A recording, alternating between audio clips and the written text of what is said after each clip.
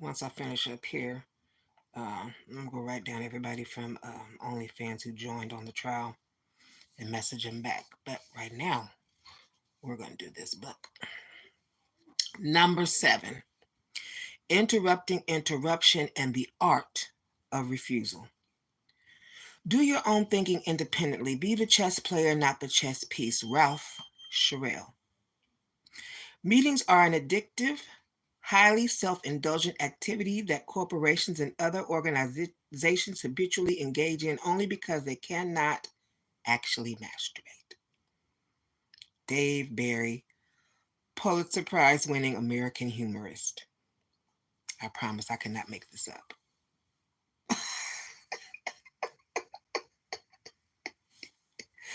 At all.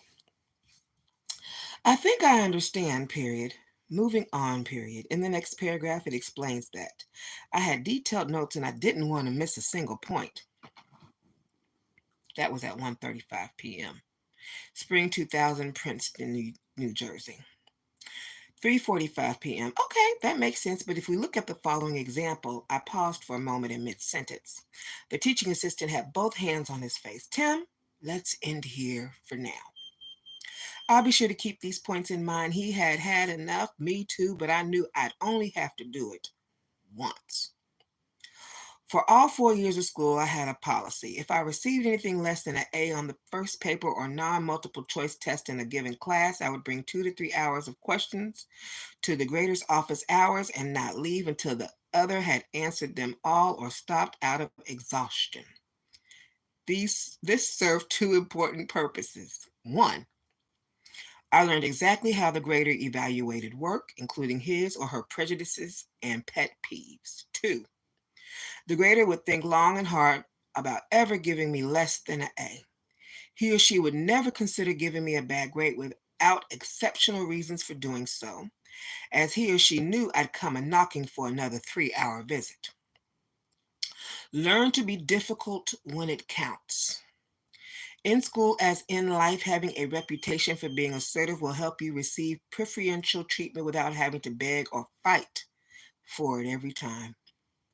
Think back to your days on the playground. There was always a big bully and countless victims, but there was also that one small child who fought like hell.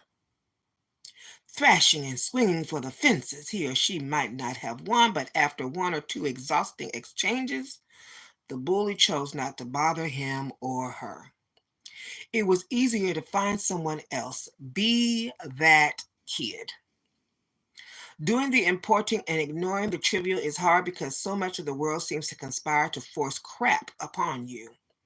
Fortunately, a few simple routine changes make bothering you much more painful than leaving you in peace. It's time to stop taking information abuse. Not all evils are created equal. For our purposes, an interruption is anything that prevents the start to finish completion of a critical task, and there are 3 principal offenders. Number 1, time wasters. Those things that can be ignored with little or no consequences. Common time wasters include meetings, discussion, phone calls, web surfing, and emails that are unimportant. Number 2, time consumers. Repetitive tasks or requests that need to be completed but often interrupt high-level work. Here are a few you might know intimately. Reading and responding to email, making and returning phone calls, customer service, order status, product assistance, etc. Financial or sales reporting, personal errands, all necessary repeated action and tasks. 3, empowerment failures, instances where someone needs approval to make something small happen. Here are just a few: fixing customer problems, lost shipments, damaged shipments, malfunctions, customer contact, cash expenditures of all types. Let's look at the prescriptions for all 3 in turn. Time wasters become an ignoramus. The best defense is a good offense. Dan Gamble, Olympic gold medalist in wrestling and the most successful coach in history, personal record 299.63 with 182 pins. Time wasters are the easiest to eliminate and deflect. It is a matter of limiting access and funneling all communication towards immediate action. First, limit email consumption and production. This is the greatest single interruption in the modern world. 1. Turn off the audible alert if you have one on Outlook or a similar program, and turn off automatic send receive, which delivers email to your inbox as soon as someone sends them.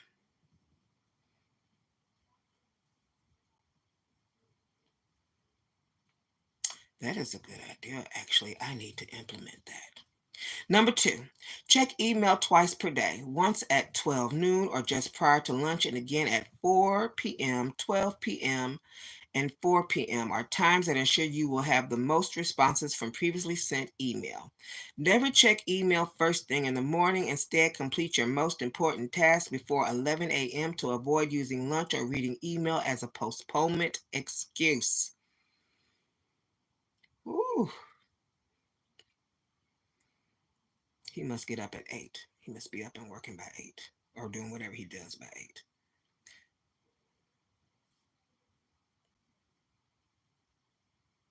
He provides a high priority task list. Okay.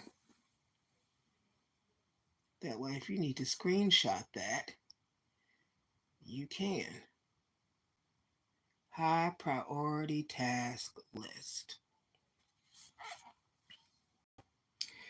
Before implementing the twice daily routine, you must create an email auto response that will train your boss, coworkers, suppliers, and clients to be more effective. I would recommend that you do not ask to implement this. Remember one out of our 10 commandments: beg for forgiveness, don't ask for permission.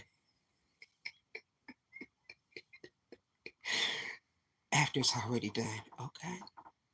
If this gives your heart palpitations, speak with your immediate supervisor and propose to trial the approach for 1 to 3 days. Cite pending projects and frustration with constant interruptions as the reason. Feel free to blame it on the spam or someone outside of the office. Here's a simple email template that can be used. Greetings, friends or esteemed colleagues. Due to high workload, I'm currently checking and responding to email twice daily at 12 p.m. Eastern Time, or your time zone, and 4 p.m. Eastern Time. If you require urgent assistance, please ensure it is urgent that cannot wait until either 12 p.m. or 4 p.m. Please contact me via phone at 555-555-5555 or whatever number you're going to use. Thank you for understanding this move to more efficiency and effectiveness. It helps me accomplish more to serve you better. Sincerely, Tim Ferriss. Move to once per day as quickly as possible. Emergencies are seldom that. People are poor judges of importance and inflate minutia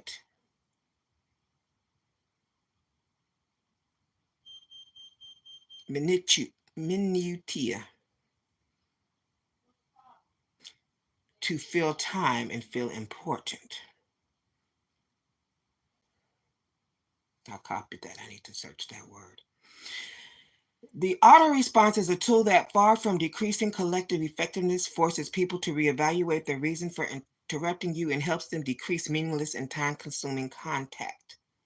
I was initially terrified of missing important requests and inviting disaster, just as you might be upon reading this recommendation. Nothing happened. Give it a shot and work out the small bumps as you progress.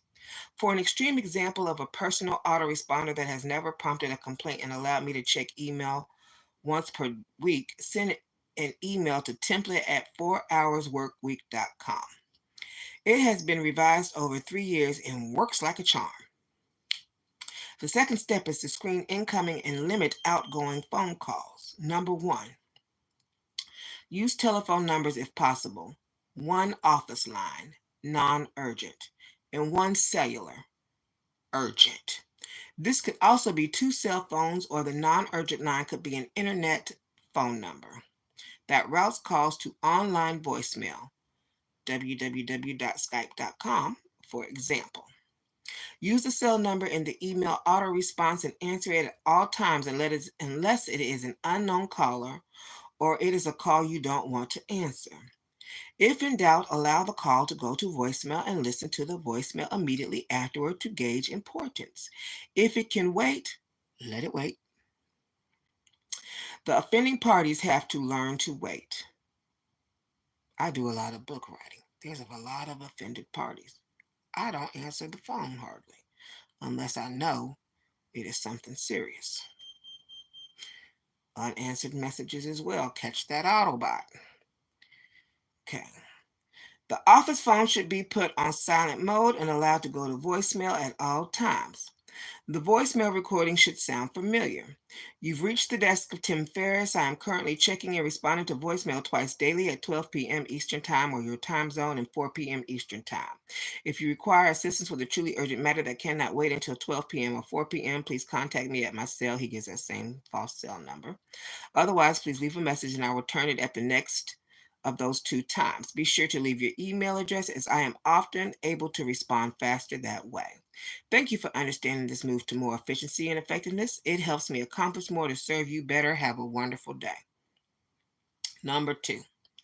If someone does call your cell phone, it is presumably urgent and should be treated as such. Do not allow them to consume time otherwise. It's all in the greeting. Compare the following. He uses Jane and John. Jane, receiver, hello. John, hi, is this Jane? Jane, this is Jane. John, hi, Jane, it's John. Jane, oh, hi, John, how are you? Oh, hi, John, what's going on? John will not now digest and lead you into a conversation about nothing from which you will have to recover and then fish out the ultimate purpose of the call. There is a better approach. Jane, this is Jane speaking. John, hi, it's John. Jane, hi, John. I'm right in the middle of something. How can I help you out? Potential continuation, John. Oh, I can call you back. Jane, no, I have a minute. What can I do for you? Don't encourage people to chit-chat and don't let them chit-chat. Get them to the point immediately. If they meander to try to postpone for a later undefined call, reel them in and get them to come to the point. If they go into a long description of a problem, cut in with their name. Sorry to interrupt, but I have a call in 5 minutes. What can I do to help out? You might instead say their name. Sorry to interrupt, but I have a call in 5 minutes. Can you send me an email? The third step is to master the art of refusal and avoiding meetings. The first day our new sales VP arrived at True Sand in 2001, he came into the all-company meeting and made an announcement in just about this many words. I am not here to make friends. I have been hired to build a sales team and sell product. And that's what I intend to do. Thanks so much for small talk.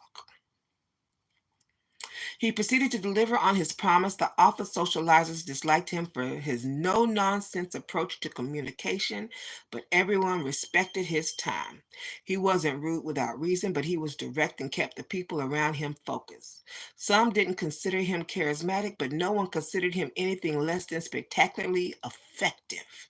I remember sitting down in his office for our first one-on-one meeting, fresh off 4 years of rigorous academic training. I immediately jumped into explaining the prospect profiles, elaborate planning I developed, responses to date, and so forth and so on. I had spent at least 2 hours preparing to make this first impression a good one. He listened with a smile on his face for no more than 2 minutes and then held up a hand. I stopped. He laughed in a kind-hearted manner and said, Tim, I don't want the story. Just tell me what we need to do. Over the following weeks, he trained me to recognize when I was unfocused or focused on the wrong things, which meant anything that didn't move the top 2 of 3 clients one step closer to signing a purchase order. Our meetings were now no more than 5 minutes long. From this moment forward, resolve to keep those around you focused and avoid all meetings, whether they're in person or remote, that do not have clear objectives. It is possible to do this tactfully, but expect that some time wasters will be offended the first few times their advances are rejected. Once it is clear that remaining on task is your policy and not subject to change, they will accept it and move on with life. Hard feelings pass. Don't suffer fools or you'll become one. Ooh, the lesson right there, honey. It is your job to train those around you to be effective and efficient. No one else will do it for you. Here are a few recommendations. Number one, decide that given the non urgent nature of most issues, you will steer people toward the following means of communication in order of preference: email, phone, and in person meetings. If someone proposes a meeting, request an email instead, and then use the phone as your fallback offer if need be. Cite other immediately pending work tasks as the reason. Number two, respond to voicemail via email whenever possible. This trains people to be concise, helping them develop the habit. Similar to our opening greeting on the phone, email communication should be streamlined to prevent needless back and forth. Thus, an email with "Can you meet at 4 p.m." would become "Can you meet at 4 p.m.?" If so, if not, please advise three other times that work for you. This is then structured because I need to do that right after I finish reading. This if then structure becomes more important as you check email less often. Since I only check email once a week, he only checks his email once a week. It is critical that no one needs a "what if" answered or other information within 7 days of a given email I send. If I suspect that a manufacturing order hasn't arrived at the shipping facility, for example, I send an email to my shipping facility manager along these lines: "Dear Susan, has the new manufacturing shipment arrived? If so, please advise me on. If not, please contact John Doe at 5555555 or via email at john@doe.com. He is also CC'd and advised on delivery date and tracking. John, if there are any issues with the shipment, please coordinate with Susan, reachable at 555-4444. Don't be calling these numbers. These are fake numbers, y'all. Who has the authority to make decisions up to 500 on my behalf. In case of emergency, call me on my cell phone, but I trust you to. Thanks." This prevents most follow-up questions, avoids two separate dialogues, and takes me out of the problem-solving equation. Get into the habit of considering what if then actions can be proposed in any email where you ask a question. Do not disturb. I thought was on. It is now. Meetings should only be held to make decisions about a predefined situation, not to define the problem. If someone proposes that you meet with them or set a time to talk on the phone, ask that person to send you an email with an agenda to define the purpose. That sounds doable. So I can best prepare. Can you please send an email with an agenda? That is, the topics and questions we'll need to answer. That would be great. Thanks in advance. Don't give them a chance to bail out. The thanks in advance before a retort increases your chances of getting the email. The email medium forces people to define the desired outcome of a meeting or call. 9 times out of 10, a meeting is unnecessary and you can answer the questions once defined via email. Impose this habit on others. I haven't had an in-person meeting for my business in more than 5 years and have had fewer than a dozen conference calls, all lasting less than 30 minutes. Hmm. Speaking of 30 minutes, if you are absolutely cannot stop a meeting or call from happening, define the end time. Do not leave these discussions open-ended and keep them short. If things are well defined, decisions should not take more than 30 minutes. That's how I feel too. Cite other commitments at odd times to make them more believable. 3:20 versus 3:30. And force people to focus instead on socializing, commiserating, and digressing. If you must join a meeting that is scheduled to last a long time or that is open-ended, inform the organizer that you would like permission to cover your portion first, as you have a commitment in 15 minutes. If you have to, find an find an urgent find an urgent phone call. Fine. Fiend. Okay. That's a new word. FEIGN. Get the hell out of there and have someone else update you later. The other option is to be completely transparent and voice your opinion on how unnecessary the meeting is. If you choose this route, be prepared to face fire and other alternatives. The cubicle is your temple. Don't permit casual visitors. Some suggest using a clear, do not disturb sign of some type, but I have found that this is ignored unless you have an office. My approach was to put headphones on, even if I wasn't listening to anything. If someone approached me despite this discouragement, I would pretend to be on the phone. I'd put a finger to my lips. Say something like, I hear you, and then say into the mic, can you hold on a second? Next, I turn to the invader and say, hi, what can I do for you? I wouldn't let them get back to me, but rather force the person to give me a 5-second summary and then send an email if necessary.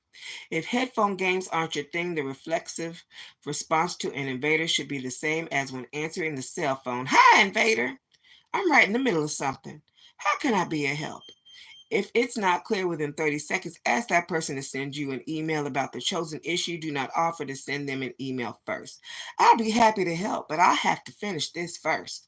Can you send me a quick email to remind me? If you still cannot deflect an invader, give the person a time limit on your availability, which can also be used for phone conversations. Okay, I only have 2 minutes before a call, but what's the situation and what can I do to help? Number 6. Use the puppy dog clothes to help your superiors and others develop the no meeting habit.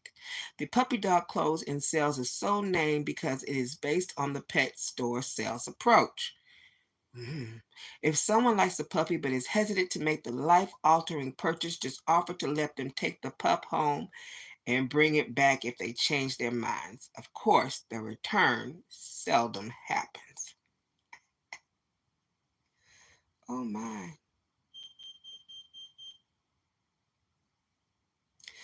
The puppy dog clothes is invaluable whenever you face resistant to permanent changes. Get your foot in the door with a let's give it a once reversible trial. Compare the following. I think you'd love this puppy. It will forever add to your responsibilities until he dies 10 years from now. No more carefree vaccinations, and you'll finally get to pick up poop all over the city. What do you think? Tim is quite funny, is what I think. Versus, now imagine walking up to your boss in the hallway and clapping a hand on her shoulder. I'd like to go to the meeting, but I have a better idea. Let's never have another one. Since all we do is waste time and not decide anything useful. The second set versus the second set of alternatives seems less permanent and they're intended to appear so. Repeat this routine and ensure that you achieve more outside of the meeting than the attendees do within it. Repeat the disappearing act as often as possible and cite improved productivity to convert this slowly into a permanent routine change. Learn to imitate any good child. Just this once, please. I promise I'll do X. Parents fall for it because kids help adults fool themselves. It works with bosses, suppliers, customers, and the rest of the world too. Use it, but don't fall for it. If a boss asks for overtime just this once, he or she will expect it in the future. Time consumers, batch and do not falter. A schedule defends from chaos and whim. Annie Dillard, winner of Pulitzer Prize in Nonfiction 1975. If you have never used a commercial printer before, the pricing and lead times could surprise you. Let's assume it costs $310 and takes 1 week to print 20 customized t-shirts with 4 color logos. How much and how long does it take to print 3 of the same t-shirt? $310 and 1 week. For what? 20, okay, 20 shirts, okay. How is it possible? Simple. The setup charges don't change. It costs the printer the same amount in materials for plate preparation, $150, and the same in labor to man the press itself, $100. The setup is the real time consumer, and thus the job, despite its small size, needs to be scheduled just like the other, resulting in the same 1 week delivery date. The lower economy of scale picks up the rest. The cost for 3 shirts is $20 per shirt times 3 shirts instead of 3 per shirt times 20 shirts. The cost and time effective solution, therefore, is to wait until you have a larger order, an approach called batching. Batching is also the solution to our distracting but necessary time consumers, those repetitive tasks that interrupt the most important. If you check mail and make bill payments 5 times a week, it might take 30 minutes per instance and you respond to a total of 20 letters in 2.5 hours. If you do this once per week instead, it might takes 60 minutes total and you still respond to a total of 20 letters, people do the former out of fear of emergencies. First, there are seldom real emergencies. Second, of the urgent communication you will receive, missing a deadline is usually reversible and otherwise costs a minimum to correct. There is an inescapable setup time for all tasks, large or minuscule in scale. It is often the same for one as it is for 100. There is a psychological switching of gears that can require up to 45 minutes to resume a major task that has been interrupted. More than a quarter of each 9 to 5 period, 28%, is consumed by such interruptions. This is true of all recurring tasks, and it is precisely why we have already decided to check email and phone calls twice per day at specific predetermined times between which we let them accumulate. From mid 2004 to 2007, I checked mail no more than once a week, often not for up to 4 weeks at a time. Nothing was irreparable and nothing cost more than $300 to fix. This batching has saved me hundreds of hours of redundant work. How much is your time worth? Let's use a hypothetical example. 1. $20 per hour is how much you are paid of value or value your time. This would be the case, for example, if you are paid $40,000 per year and get 2 weeks of vacation per year. 40,000 divided by 40 hours per week times 50 equals $2,000, equals $20 an hour. Estimate your hourly income by cutting the last 3 zeros off of your annual income and having the remaining number. 15,000 a year at $25 an hour. Estimated amount of time you'll save by grouping similar tasks together and batching them, and calculate how much you have earned by multiplying this hour number by your per hour rate, $20 here. So 10 hours a week is 200, 20 hours is 400, 40 hours is 800. Week, 2 weeks, month. Number 3, that was number 2. Number 3, test each of the above batching frequencies and determine how much problems cost to fix in each period. If the cost is less than the above dollar amounts, batch even further apart. For example, using our above math, if I check email once per week and that results in an average loss of 2 sales per week, totaling $80 in lost profit, I will continue checking once per week because $200, 10 hours of time minus $80 is still a $120 net gain. Not to mention the enormous benefits of completing other main tasks in those 10 hours. If you calculate the financial and emotional benefit of completing just one main task, such as landing a major client or completing a life-changing trip, the value of batching is much more than the per hour savings. If the problems cost more than hours saved, scale back to the less frequent batch schedule. In this case, I would drop from 1 per week to twice per week, not daily, and attempt to fix the system so that I can return to once per week. Do not work harder when the solution is working smarter. I have batched both personal and business tasks further and farther apart as I've realized just how few real problems come up. Some of my scheduled batches in 2007 were emails, Monday 10 a.m. phone, completely eliminated. Laundry every other Sunday at 10 p.m. Credit cards and bills, most are on an automatic payment, but I check balances every second Monday after email. Strength training every fourth day for 30 minutes.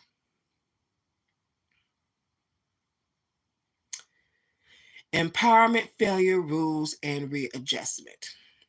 The vision is really about empowering workers, giving them all the information about what's going on so they can do a lot more than what they've done in the past. Bill Gates, co-founder of Microsoft, richest man in the world.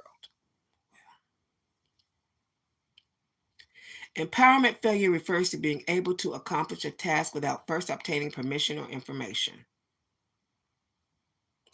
It is often a case of being micromanaged or micromanaging someone else, both of which consume your time. For the employee, the goal is to have full access to necessary information and as much independent decision-making ability as possible. For the entrepreneur, the goal is to grant as much information and independent decision-making ability to employees or contractors as possible. Hello, Jasmine Wingard. Thank you for tuning in, dear. I hope you had a great day, darling. In 2002, Sorry, y'all. Customer service is often the epitome of empowerment failure, and a personal example from Brain Quicken illustrates just how serious but easily solved the problem can be. Mm, interesting. In 2002, I had outsourced customer service for order tracking and returns, but still handled product related questions myself. The result: I received more than 200 emails per day, spending all hours between 9 to 5 responding to them. Oh my gosh. And the volume was growing at a rate of more than 10% per week. I had to cancel advertising and limit shipments as additional customer service would have been the final nail in the coffin. It wasn't a scalable model. Remember this word as it will be important later. It wasn't scalable because there was an information and decision bottleneck. Me. The clincher. The bulk of the email that landed in my inbox was not product related at all, but requests from the outsourced customer service reps seeking permission for different actions. The customer claims he didn't receive the shipment. What should we do? The customer had a bottle held at customs. Can we reship it to the U.S. address? The customer needs the product for a competition in 2 days. Can we ship overnight? If so, how much should we charge? It was endless. Hundreds upon hundreds of different situations made it impractical to write a manual, and I didn't have the time or experience to do so regardless. But he wrote this book. I'm so glad he did.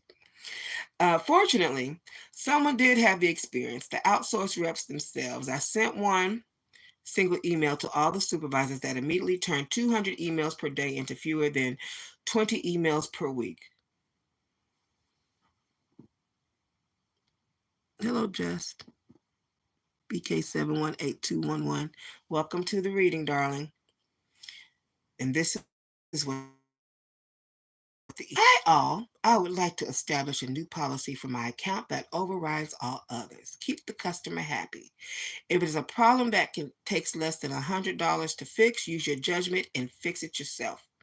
This is official written permission and a request to fix all problems that cost under $100 without contacting me. I am no longer your customer. My customers are your customer. Don't ask me for permission. Do what you think is right, and we'll make adjustments as we go along. Thank you, Tim. Upon close analysis, it became clear that more than 90% of all the issues that prompted emails could be resolved for less than $20. I reviewed the final financial results of their independent decision making on a weekly basis for 4 weeks, then a monthly basis, and then on a quarterly basis. It's amazing how someone's IQ seems to double as soon as you give them responsibility and indicate that you trust them. The first month cost $200 more than if I had been micromanaging. In the meantime, I saved more than 100 hours of my own time per month. Customers receive faster service. Returns drop to less than 3%. The industry average is 10 to 15%. And outsourcers spent less time on my account, all of which resulted in rapid growth, higher profit margins, and happier people on all sides. People are smarter than you think. Give them a chance to prove themselves. If you are a micromanaged employee, have a heart to heart with your boss and explain that you want to be more productive and interrupt him or her less. I hate that I have to interrupt you so much and pull you away from more important things I know you have on your plate. I was doing some reading and had some thoughts on how I might be more productive. Do you have a second? Before this conversation, develop a number of rules like the previous example that would allow you to work more autonomously with less approval seeking. The boss can review the outcome of your decisions on a daily or weekly basis in the initial stages. Suggest a 1 week trial and end with I'd like to try. Does that sound like something we could try for a week? Or my personal favorite, is that reasonable? It's hard for people to label things unreasonable. Realize that bosses are supervisors, not slave masters. Establish yourself as a consistent challenger of the status quo, and most people will learn to avoid challenging you, particularly if it is in the interest of higher per hour productivity. If you are a micromanaging entrepreneur, realize that even if you can do something better than the rest of the world, it doesn't mean that's what you should be doing if it's part of the minutiae.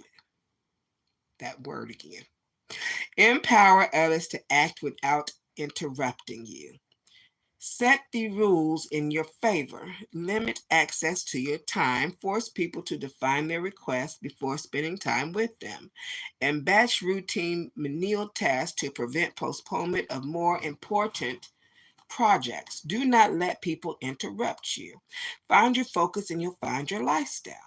The bottom line is that you only have the rights you fight for. You got to fight for your right to party. In the next section, automation, we'll see how the new rich create management-free money and eliminate the largest remaining obstacle of all, themselves. Questions and actions. People think it must be fun to be a super genius, but they don't realize how hard it is to put up with all the idiots in the world. Calvin, from Calvin and Hobbes.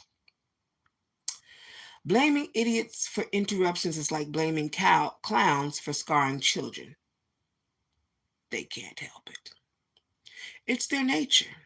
Then again, I had, who am I kidding, and have, on occasion, been known to create interruptions out of thin air. If you are anything like me, that makes us both occasional idiots. Learn to recognize and fight the interruption impulse. This is infinitely easier when you have a set of rules, responses, and routines to follow. It is your job to prevent yourself and others from letting the unnecessary and unimportant prevent the start to finish completion of the important. This chapter differs from the previous in that the necessary actions due to the inclusion of examples and templates have been presented throughout from start to finish. This question and answer will thus be a summary rather than a repetition. The devil is in the details, so be sure to reread this chapter for specifics.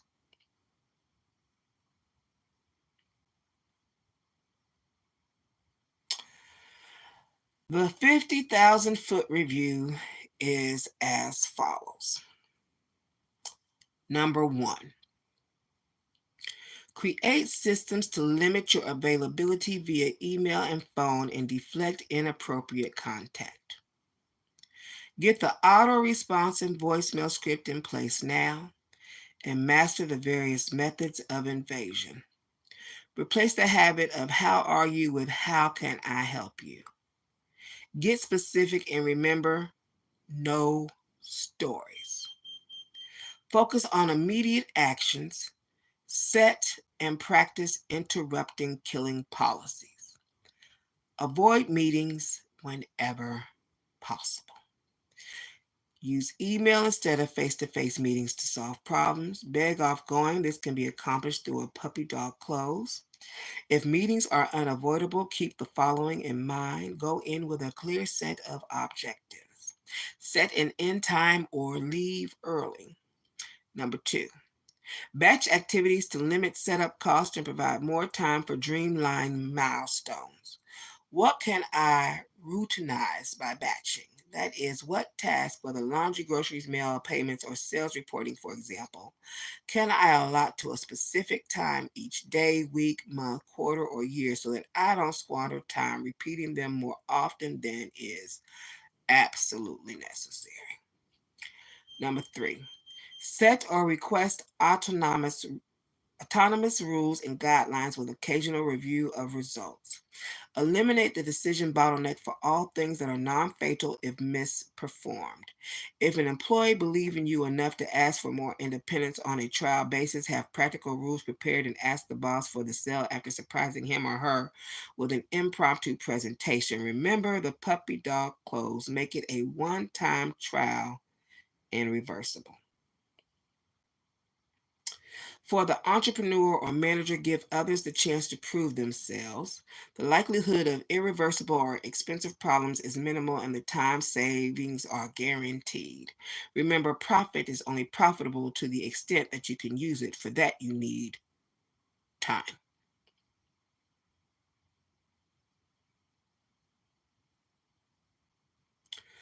Tools and tricks. Oh, which bag? Eliminating paper distractions, capturing everything. He likes to use something called Evernote, evernote.com. This is the most impressive tool I've found in the last year, introduced to me by some of the most productive technologists in the world. Evernote has eliminated more than 90% of the paper in my life and eliminated nearly all of the multiple tabs I used to leave open in web browsers, both of which distracted me to no end. It can clear out your entire office clutter in 1 to 3 hours. My gosh. Evernote allows you to easily capture information from anywhere using whatever device is at hand, and everything is then searchable from anywhere. I use it to take photographs of everything I might want to remember or find later. Business cards, handwritten notes, wine labels, receipts, whiteboard sessions, and more. Evernote identifies the text in all of these pictures automatically, so it's all searchable. Whether from an iPhone, your laptop, or the web, just as one example, I can store and find the contact information from any business card in seconds, often using the built-in EyeSight camera on Mac to capture it rather than spending hours inputting it all into contacts or searching through email for the lost phone number. It's mind-numbing how much time this saves. I'm gonna need Evernote. Yeah. Scan all agreements, paper articles, etc. that would otherwise sit in file folders or on my desk. I use the Mac Fujitsu Scan Snap Mini Scammer, the best I found, which scans all of it directly to Evernote in seconds with one button.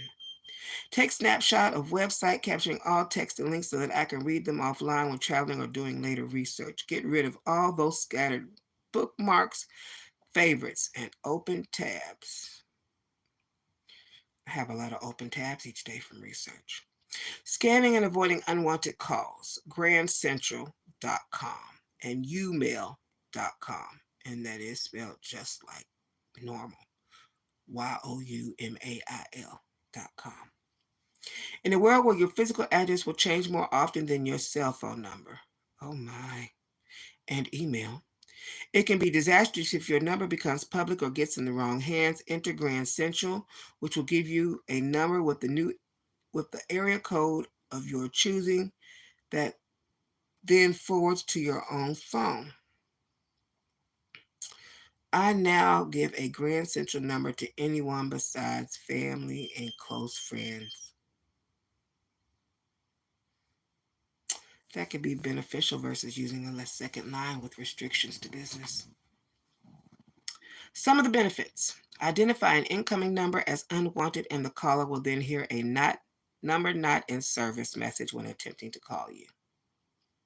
Customize your voicemail message to individual caller, spouse, boss, colleague, client, etc. And listen in on messages as they're being left so you can pick up if the message is worth the interruption. Call recording is also an option. Use an area code outside of your hometown to prevent people and companies from finding and missing addresses you prefer to keep private. Establish do not disturb hours when calls are routed directly to voicemail with no ring. Have voicemail sent to your cell phone as SMS text messages.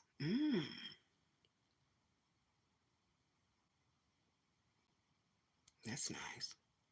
Umail, another option, can also transcribe voicemails and send them to your phone as text messages. Getting calls while stuck in a time-wasting meeting, no problem. Respond to voicemails via SMS during the meeting so you're not stuck returning calls afterwards. One shot, one kill scheduling without email back and forth. Few things are as time-consuming as scheduling via email. Person A: how about Tuesday at 3 p.m.? Person B: I can make it. Person C: I have a meeting. How about Thursday? Person D: I'm on a con call.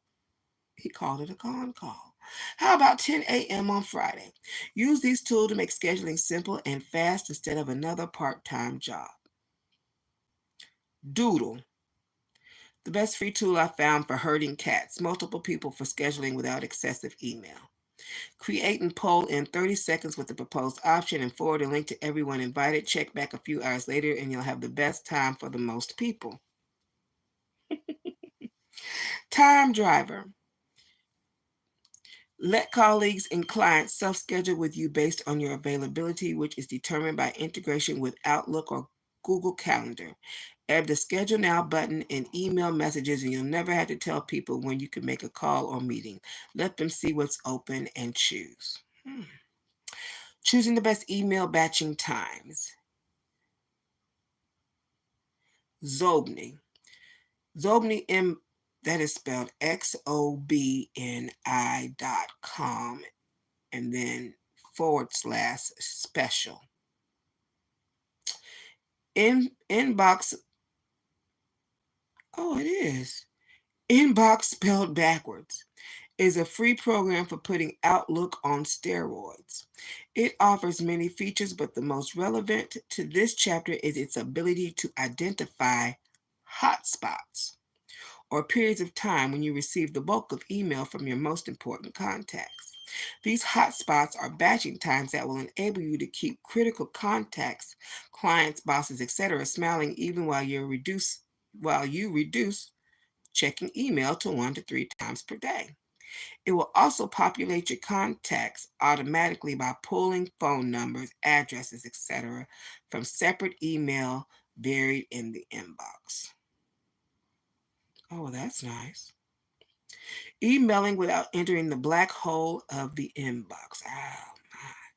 Don't enter the black hole of the inbox off hours because you're afraid you'll forget something.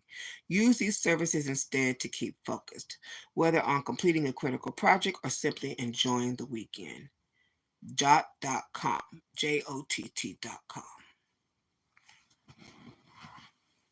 Capture thoughts, create to-dos, and set reminders with a simple toll-free call. The service transcribes your message 15 to 30 seconds and emails it to whomever you want, including yourself, or to your Google Calendar for automatic scheduling. Jot also enables you to post voice message links to Twitter. Stop it. Really? Facebook and other services that tend to consume hours if you visit the sites themselves.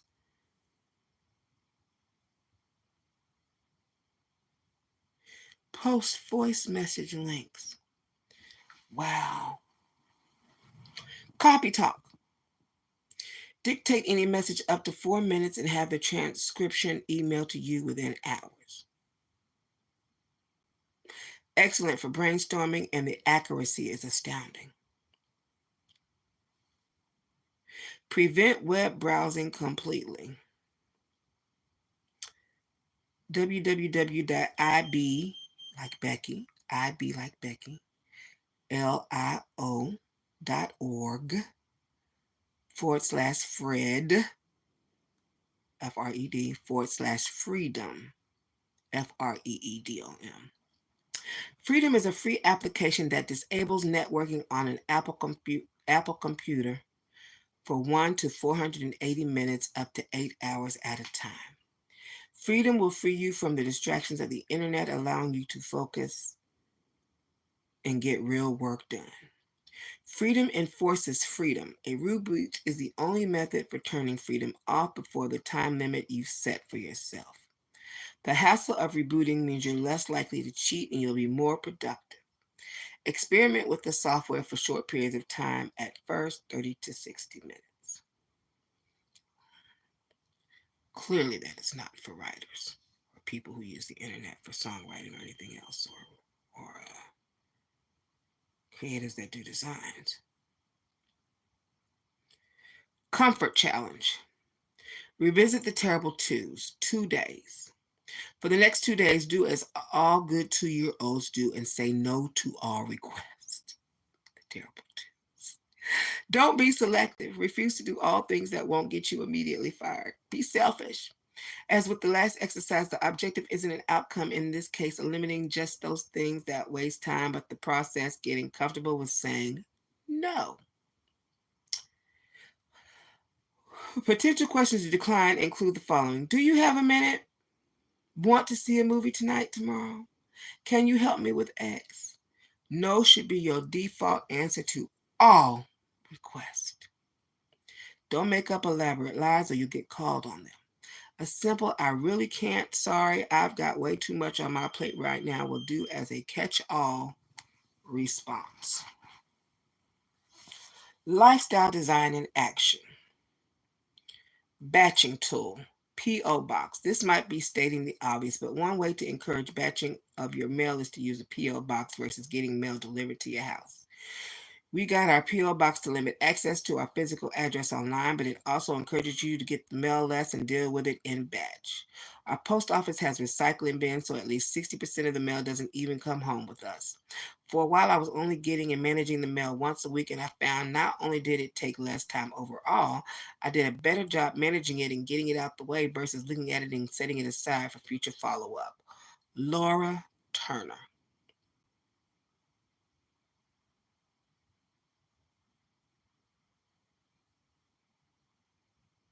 Okay. For families, the 4 hour work week doesn't have to. So these are a couple of endorsements. For family, the first 4 hour work week doesn't have to mean 4 months on a sailboat in the Caribbean unless that's their dream.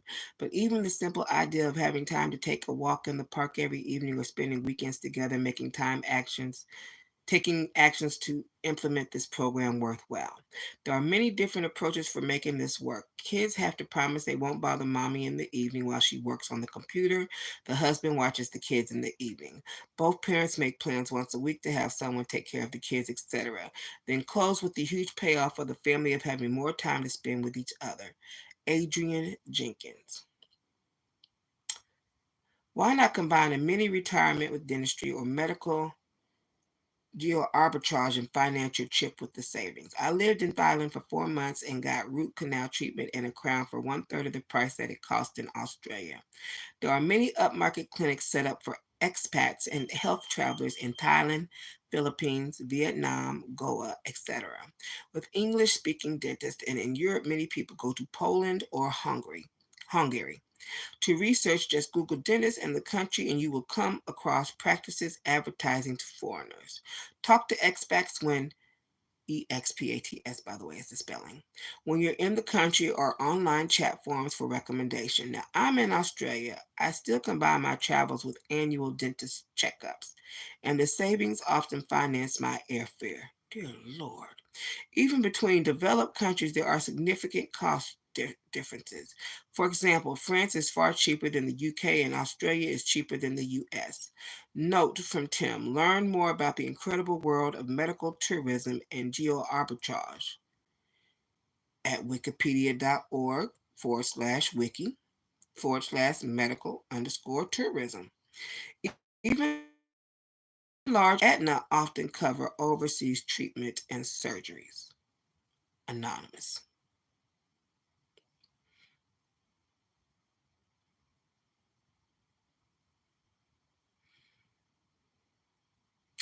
And that concludes chapter 7.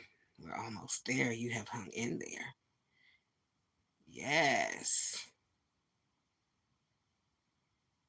If you're liking the information and it's been helping you so far, please make sure to smash the like button. And today is